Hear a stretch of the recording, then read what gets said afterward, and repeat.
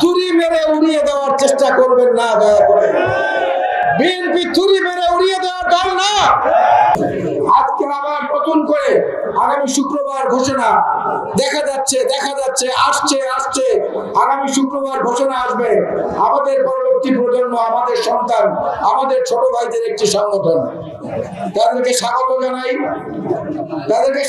জানাই, ধন্যবাদ জানাই। আপনারা আসেন, মানুষের সামনে আপনাদের কর্মসূচি দেন। জুলাই আগস্ট অভ্যুত্থানে আপনারা আমাদের সঙ্গে ছিলেন, আমরা আপনাদেরকে ধন্যবাদ দেই।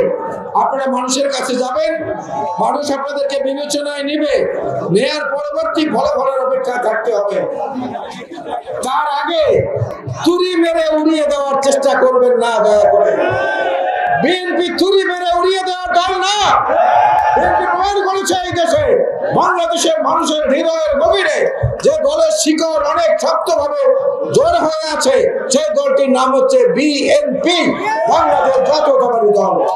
এটাকে তুড়ি দিয়ে, টোকা দিয়ে এত সহজে কোনো কিছু করা যাবে না।